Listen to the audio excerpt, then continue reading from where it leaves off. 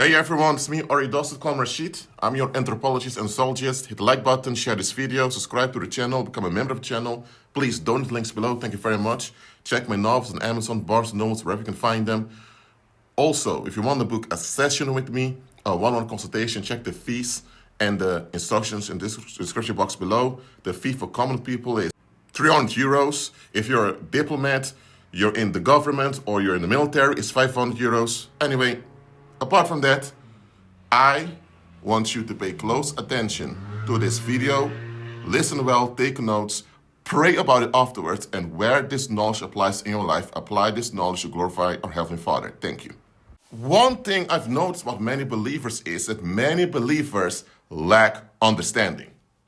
Now, can you understand everything in life? No. If you work in healthcare, then you understand a lot about healthcare, except the fields in healthcare that you're not qualified in. For example, you could be a surgeon.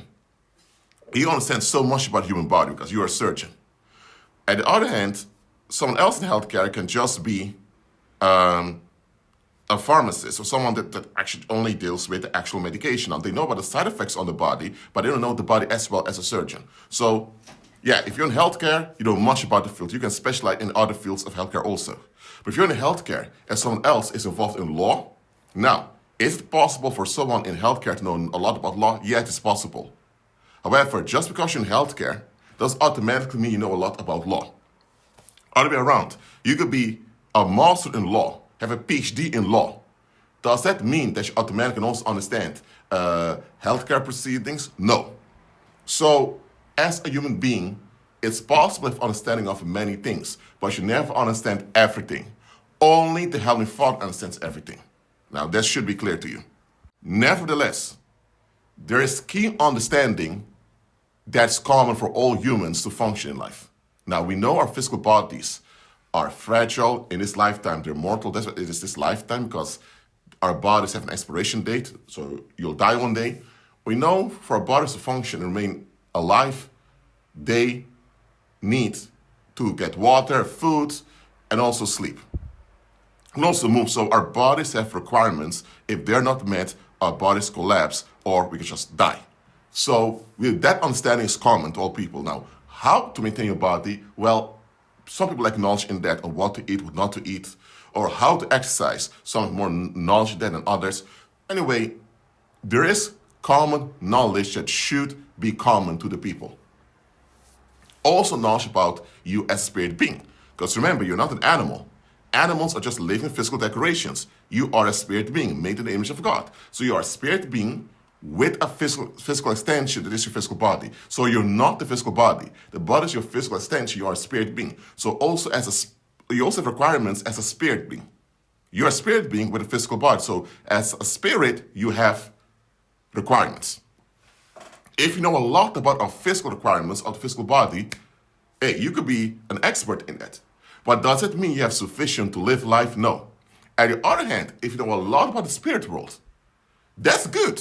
But if you lack proper key knowledge about our physical existence, then you're disadvantaged too. You need basic common knowledge about both the spirit world and the physical realm for you to operate fully as a human being in the long run. You lack in that area, then you're in trouble. This also means you need common knowledge of how human beings operate in a social setting. Because we're social creatures. We need community. And as part of our design, if we don't have proper connections, it will have a bad effect on mental health, physical health, which also work out in our physical health. So having knowledge about how the woman is built by the Father, how the man is built, how femininity works, how masculinity works, all that is relevant to function in life. You lack in any of these areas, well, that's a disadvantage that others can use against you or take advantage of you. Simple as that. I don't blame you if you lack understanding somewhere. Nevertheless, you have to admit when you lack understanding, admit to yourself, and also acknowledge with that you need to gain understanding. Simple as that. Now, imagine you're camping with your relatives and you're picking up some mushrooms to cook later that night. And you were told that you have to avoid brown mushrooms because they can be toxic or they can be poisonous. Now, So you go there in the field, you pick all these white mushrooms, and you come home with them, and you cook them. You all eat. Suddenly, many of you fall sick, some of you go to hospital, and two of your family members die. Now, at the funeral, you're crying saying, I had no idea that some of those white mushrooms can be poisonous too. Well, guess what? You did not intentionally kill or harm your relatives.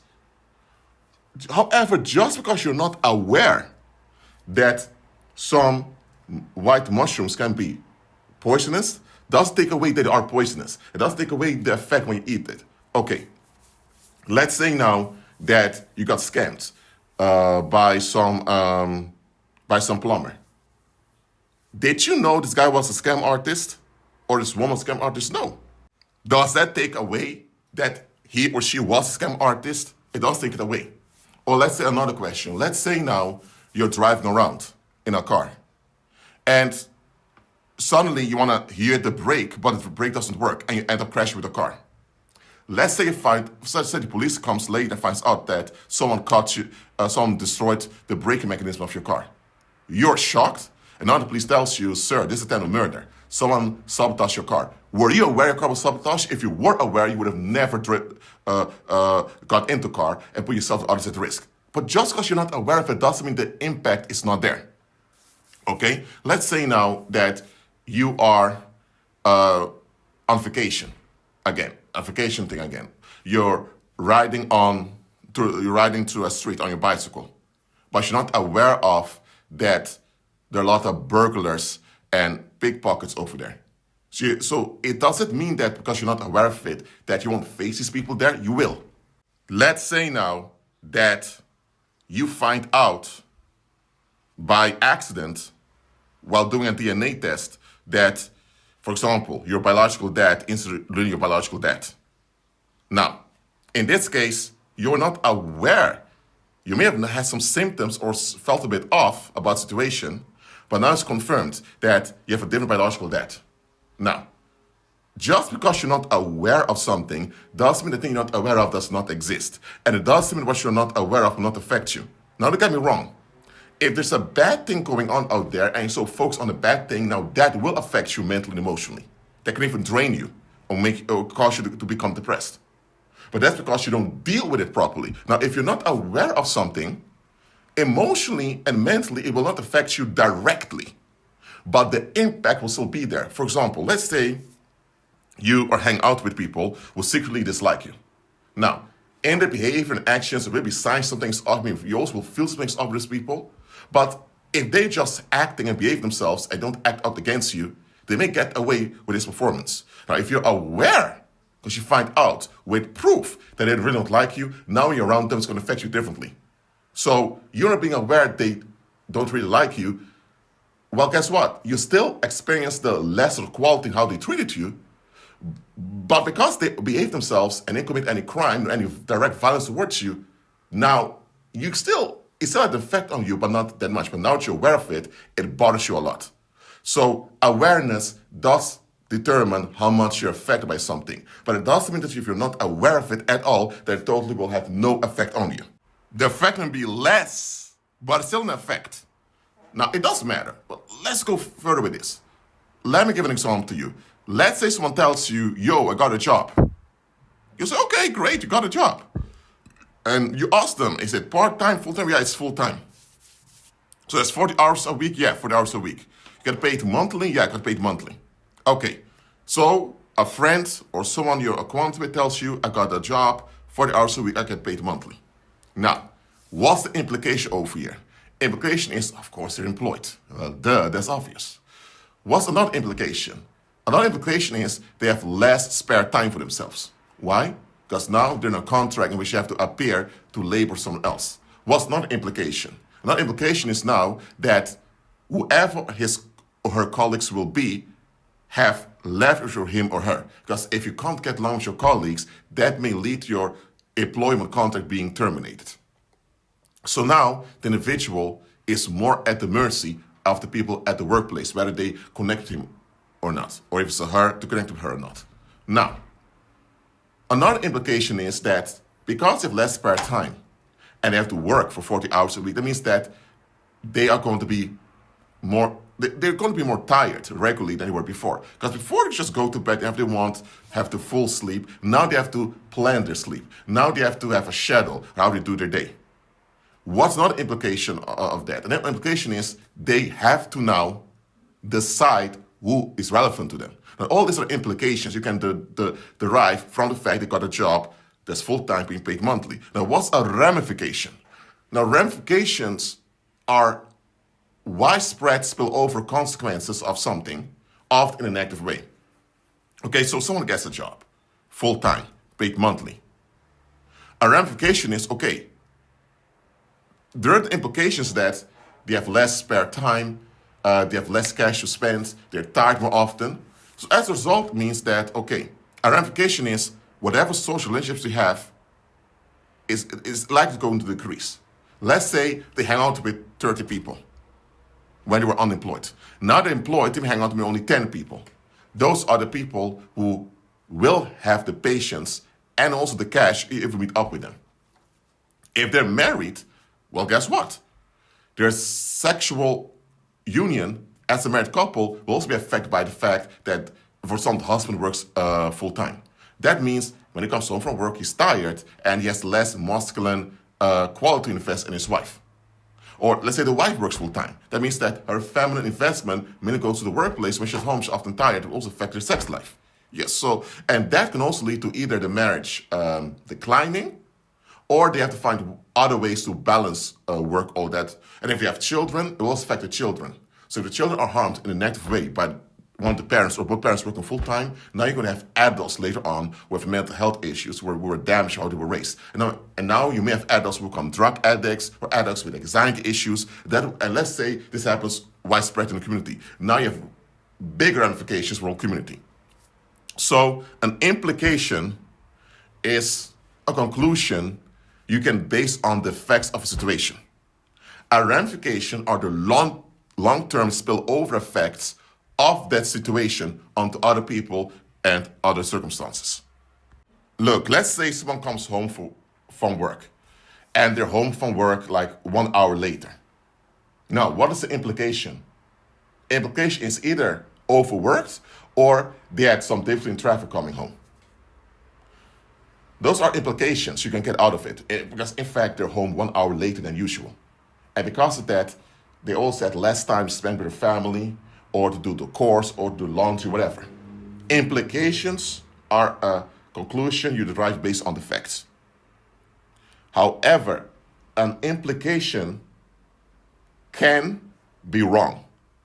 Because what if someone is 1 hour later from work than they used to be? But what if an individual got fired that day, early in the morning, and the whole day they spent looking for other jobs, and that's why they're a bit late. Now look, normally they're at home at 6. Now they're home at 7.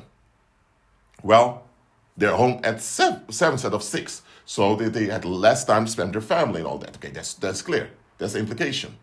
Now, normally the implication would be they either overworked or they had trouble in traffic. But what if it's a whole different situation now? Now, because they lost their job, now there's going to be other implications, which means that there's going to be less income for the family. That means they have to at least look for another job. It means that he needs to find another social network because he's not involved with his colleagues anymore. If he doesn't get a job on time, there may be bills can't be paid. They may face an eviction notice. They may become homeless. So implication is simply that there's going to be more difficulty.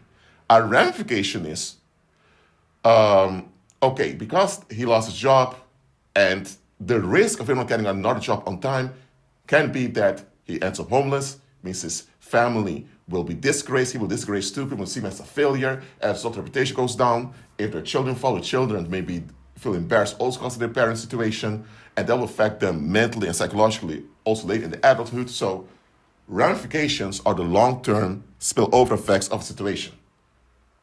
An implication is a fact you derive based on facts immediately at the moment. So implications and ramifications are not the same. Implications, you derive them from the facts based on what goes on right now, the impact right now. A ramification is how it will affect the future in the long run in various ways. All right? Now, Believers often have a hard time noticing the implication of a situation. And because of this, a lot of believers don't even foresee the ramifications. Now, don't get this twisted. Nobody fully sees the future except the Father. You can have knowledge in which you can predict the future with high accuracy. For example, let's say you live in Central America, let's say in Guatemala or in Costa Rica. All used to be one country at some time, but today there are two different countries. But anyway, let's say you live in Costa Rica, and it's the raining season. You can foresee many traffic jams and also people having traffic accidents. Why? Because such things happen in rainy season. There's a lot of rain, the roads aren't well maintained, so you can foresee a lot of stuff happening. Do you exactly know who will have the accident at what time in the future? No, that you don't, but you know such things will happen. Let's say someone is overworking a lot.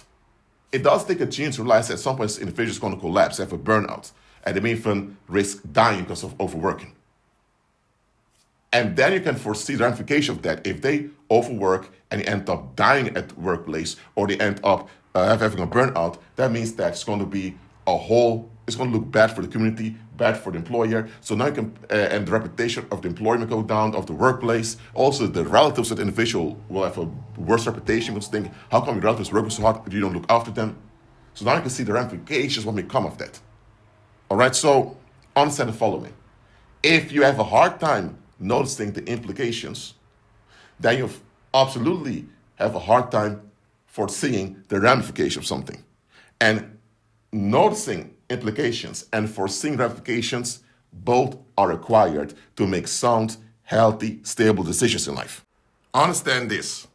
If you cannot see the implications of a situation, you will likely make wrong conclusions. And if you make wrong conclusions, you'll act either in a dysfunctional way, which will be something that can be used against you, or you end up staying too long in a situation you left a long time ago. Because you understand the following. Once you leave a bad situation, you're out of the bad situation. The situation cannot directly affect you anymore. And if the situation escalates and gets worse, it can't be blamed on you because you were not there anymore. You follow me? Unfortunately, too many believers, because they do not make proper assessments about the situations and the people they're involved with, they end up making either dysfunctional decisions, in the sense that they make decisions that actually make things worse for them, and in the worst case scenarios, they keep themselves around bad, toxic, and wasteful people, so they stay around danger longer than needed. And because of that, now they are culpable of the harm, and they're also damaged by the harm. So now it gets more and more complicated. And in some cases, people even die as a result. So now it totally becomes complicated now. You follow me? So understand this. Assumptions are part of life. If you go to a mental health clinic or go to a hospital and you see people walk around in nurses' uniforms, is it wrong for you to assume those are nurses? No. If you walk outside in public and you see a police car driving by, the car has a police logo on it, inside you have men wearing police uniforms, is it wrong for you to assume those are police officers? No, it's not. Or let's say now you're passing by a graveyard or a cemetery, and now you see all these people walking around there, and they have black clothes on and they're near a grave. Is it hard for you to assume, or is it illogical to assume that there's a funeral going on, or maybe there are people there to come and remember the individual that passed away? No. Let's say now you are at the theater and you see someone dressed up like a priest. Is it proper to assume that's a priest? No, because you're at the theater. At the theater, people wear costumes. They play a role. Or if you're at the movie set where you're recording a movie and you see a police car there, it could be an actual police car used by the police force nearby. But does it automatically mean that the men that are driving the car are police officers? No, because the police can lend some of their uniforms to the actors to play. So the men you see in the police car are actually actors because they're recording a movie. So an assumption is an expectation you have in a situation based on the context. So if the context is proper, then your assumption is valid. You can still be wrong. For example, let's say you go to a hospital. You see someone walking around in a nurse uniform. But what if it's a criminal that stole a uniform and now they're walking around because they're about to kill someone in the hospital? I know, extreme situation. These things even happen in movies. That could be the case. Is it probable? Is it likely? No, but it's probable. What if you walk down the street and someone stops you, and the individual has a police uniform on and also a badge? Well, naturally you would assume, well, that's an actual police officer. They show their badge. But what if it's a criminal who identically replicated a police uniform and a police badge? Fake police officers. Well, is that probable? In most cases, not. Some cases, it is probable. Just so you know, an assumption is an expectation concerning a situation based on a context. And assumptions are natural.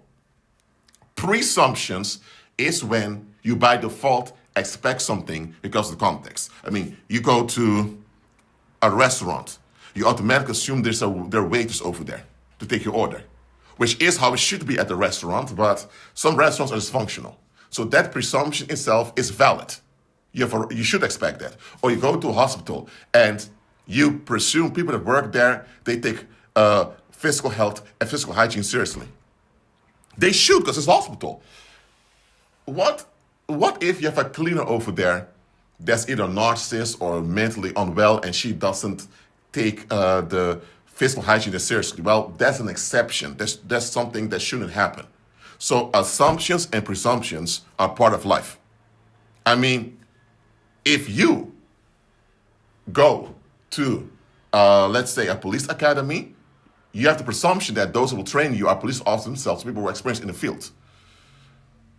Okay, if that's not the case, something's wrong. So you know what I mean. Presumption and assumptions themselves are not wrong.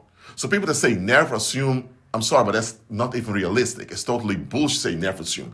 Assumptions are part of life, presumptions also. The problem is when people have presumptions and assumptions that don't match the context, that is not a presumption or assumption anymore. Now, it has become laziness. When a lot of people think about laziness, they think laziness only means someone's willing to do physical labor. Someone can be working, they can be conducting physical labor. However, laziness isn't just not willing to do physical labor. Laziness is an attitude of you don't want to get involved with something because the involvement requires effort on your part. Laziness simply means you don't want to make the effort. You want the outcome but without the effort, which in life doesn't work that way. So instead of putting your mind on figuring out what goes on, you just get along with the presumption how things work. Some may tell you, well, it's very hard to enter into that law school, y'all. It's very hard. You need to come from a wealthy family, whatever. Well, that's the presumption they have. But does it really add up? Well, look, if this was the 19th century, then in most cases, then yeah, to study law, you had to come from a wealthy family able to finance for you. But today, 2025, in many places in the world, even if you're from a low-income family, you get a student loan and study law. So that presumption is outdated because it doesn't even match the time people are living anymore. It was fitting for the 19th century, early 20th century, but not for 2025 in most places today. But let's say now someone has this presumption that you need to come from a well-established, wealthy family to attend law school. Well, once they see people become judges, lawyers, or legal experts, and they found out that they came from single mother households, from the ghetto, they get shocked thinking, how is this possible? Well, guess what? Their presumption did not add up. And the reason they act on this presumption is they were willingly ignorant. Now, ignorance can be natural as well as artificial. Natural ignorance simply means you don't know everything. So if you walk into a room, and let's say you go to Australia, to Sydney, you arrive at the airport, all these people there, you never saw them before. You don't know who these people are. That's natural ignorance. That's natural ignorance.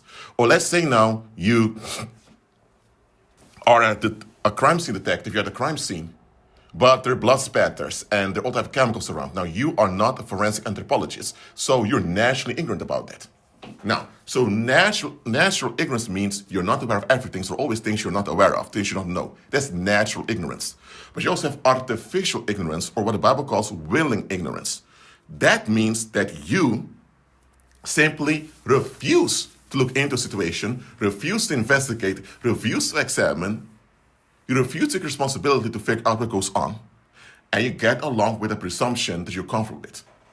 Okay, for example, let's say now that someone has been exonerated. An inmate was released from prison and exonerated, the criminal record deleted. Because they spent 10 years, or let's say 20 years in prison for a murder they did not commit. When you hear this, you're shocked, thinking, huh? But here's the thing.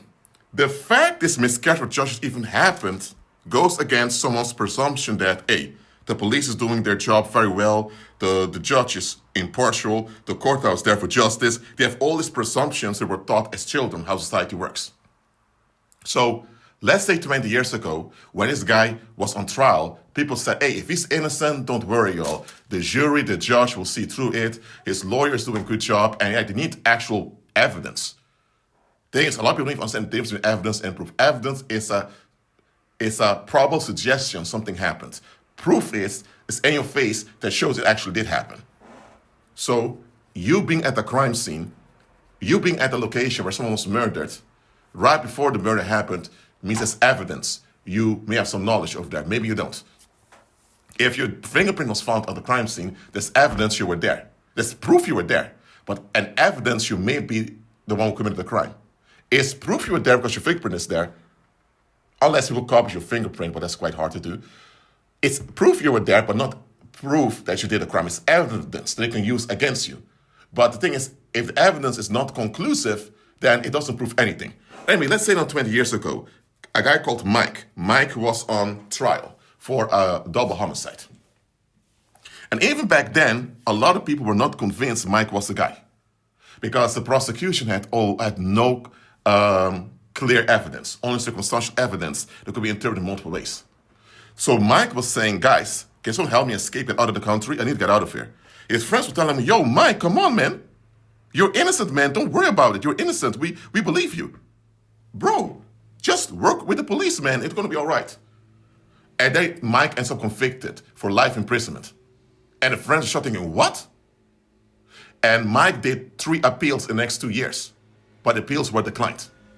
The courthouse didn't look at the case anymore. And the families of the victims were happy someone was caught. But now, 20 years later, he's exonerated. All the people 20 years ago that were happy was convicted. Now, they have to account for themselves. Why did you believe the guy was guilty? Oh yeah, but the judge gave the verdict. The jury said he did it. Okay, but you knew the evidence didn't end up. They have to say, I was just happy someone was caught. I could move on with life. That's what I have to say. I was just narcissistic and selfish. Just wanted those situations to be over with. Then catch a guy, I could move on like nothing happened. If they had made this, it means they didn't care about the truth. No, who was guilty or innocent. Just wanted someone to take the fall. But nobody 20 years later wants to admit this. Because now they have children, they may be married, or they have another job. And what's going to happen now? Their reputation will go down. Because I think if 20 years ago you were like this, how are you today? Have you improved? People don't want to be called out like that. And also so-called friends of this guy. I mean, if the friends noticed that the evidence was weak and they kept insisting it was the guy, well, guess what? Mike was right. He needs to get out of there because they were about to frame him. But the friends now had the presumption, based on the raised by the parents and by school, that you have to work with the police, trust the court system unconditionally. So these men unconditionally trust the court system and the police system. Despite proof, there are times they get it wrong and sometimes even corruption going on. But because they did not want to face that there may be corruption going on right now, they became willingly ignorant of the fact that there was a setup going on. Now the setup happened, but fortunately, Mike got exonerated 20 years later. Question, if this happened to Mike, how many prisons did it happen to? The implication is, if Mike was falsely convicted based on no convincing proof, That means the judge at the time, the jury, if this was a jury, the lawyers, the prosecutor were all in it. Even society itself was in on it. If society was in on putting a man behind bars, regardless whether he was guilty or not, that means the same thing can happen to us today. So this man lost 20 years of his life for murders not commit, and people went to sleep, woke up, got married, divorced, went to parties. They just lived life while the guy was rotting behind bars. The implication of this is that society doesn't care about truth. Society cares about relief. That's the logical conclusion. And the ramification is there must be more wrong convicted people. That means there are many people out here who are actually guilty of murder and were never caught. And that also means that a lot of people out there know what really happened, but just keep their mouth shut for selfish reasons. That means you can be next. That's also ramification. Because you have people around you who are just like that. Ooh, and now it gets personal. Now people have to admit that it could happen to them too. They could be next. Now they have to admit that some people around them are not trustworthy. Now they have to acknowledge that they also are not willing to face reality. So because Mike's friends were like this, Mike's friends insisted, no, just work with the cops, work with the court system, it's going to be all right. So let me tell you the following. When people don't want to face the reality of something, they'll make excuses, they'll get emotional, or they ghost you or whatever just because they want to deal with something. They may admit the situation, but they won't acknowledge that now they're on obligation to do something about it for a solution. That is laziness. When you have presumptions and assumptions only because you don't want to look into something. That's quite dangerous. People like that will endanger themselves, endanger others. Sometimes those people even get you killed, y'all. Get your lives ruined, y'all. So watch out with that. And because a lot of people have this toxic laziness in them. Now, laziness is toxic to begin with. I mentioned toxic laziness to emphasize how toxic it is. These people with toxic laziness, they have presumptions and assumptions that don't add up. They don't want to face the fact that their presumption and assumption add up because their whole life revolves around these presumptions and assumptions. That means if any reality happens in their life, which will happen, that doesn't match their presumption and assumptions, they go further into denial, they become unstable, and they might even lash out at other people to get relief, or just abandon everyone. For example, a woman may marry a man. She had her fairy tale presumption of marriage would be. And then she figured out marriage is not really the way she thought it would be. And now she wants a divorce. But because asking for divorce would mean that she will be disgraced. Because she has no good reason to divorce except that her expectations add up. Well, lady, alter your expectations. The thing is, she doesn't want to give up the fairy tale presumptions, which are proven not to be true. She wants to be delusional, thinking that those fairy tale assumptions will still work. So now she has to find some fault with her husband. In some cases, you have women becoming so toxic that they go very low, even lying about being abused, lying about sexual assault by the husband. They may even frame the husband for a crime, just order for the husband to look bad, and they now can have a divorce without looking bad. Or sometimes they'll even hire hitmen to kill their husbands, so if they have an excuse, just continue escaping. Just think about it. When people have this toxic laziness, which is the same as toxic denial, they don't want to give up their false presumptions and assumptions. They don't want to look into things. They don't want to learn. They want to unlearn old stuff and learn new things. If that's the case, it means they don't want to change for the better. They don't care about solutions. They just want to escape and relieve themselves. So they want to purge. They want to purge any unrest out of them onto others and continue. With someone like this, you can't get far in life because you'll be harmed in the long run. Get this. People like this, they can see an implication, but they'll deny so they have to deal with the ramifications. Look, I hope it's clear to you now what the ramification is and what the implication is. You need to understand both. You also have to understand presumption and assumption. I'm going to do a live stream about this later one of these days, so don't worry about it. It'll be incorporated in another topic. I'll talk about this more often. Listen, you have to be aware and alert in life. Not paranoid, just aware and alert. And you must be willing to put your assumptions and presumptions aside to see what the situation implies to you and also to face the ramifications and then take actions as you should. Understand the following. Anytime you operate in toxic denial, you are willingly putting yourself and others at risk. And whatever comes from that, is on you now. You cause this to happen or you let this happen. I'm not saying this to make you feel guilty, because the guilt is not from God anyway. Conviction is. I'm convicting you to be a better and safe human being to be around. I'm convicting you to be better. That's what I'm doing here.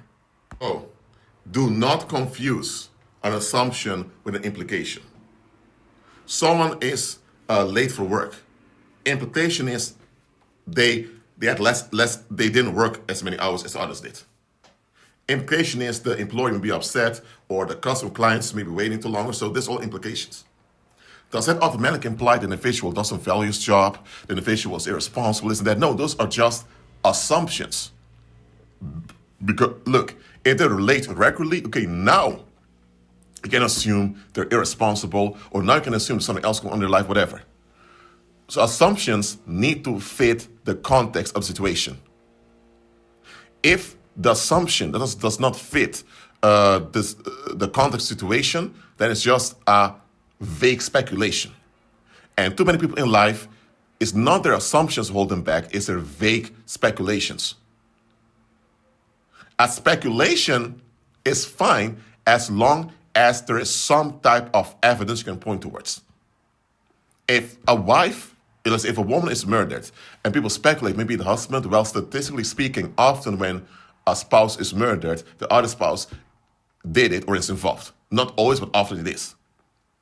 And if there also were marital problems involved, and maybe an affair, okay, all that is evidence is not proof that the spouse is involved or did it. But you can speculate, in this case, speculation is a vague indication that something may be true. You can do that because it's actual evidence. A vague speculation is when you speculate, but there's no actual, not even evidence to point towards. Out of the blue, you think something may be true, something may have happened without any elaboration. That's a vague speculation. People say never assume. Well, that's wrong because assumptions are natural. It should be never have vague speculations. Because vague speculations also show your laziness and you're not willing to look into a situation. I get it. You may not be qualified to face every situation because you may not have the background to deal with it. That's perfectly fine. Just admit it. Let someone with more experience do it. Assist where you can. But don't speculate in vagueness. That's what's getting a lot of believers in trouble, y'all. So, again, vague speculations are harmful. Don't go that direction.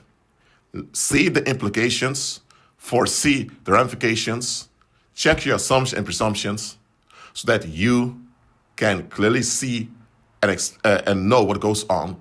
And from there you pray and fast so that Father can guide you into further decisions to make. Well, that's it for now. Keep on agreeing with Christ, be at peace, and I'll see you in my next live stream. And don't forget, donate links below. Thank you very much.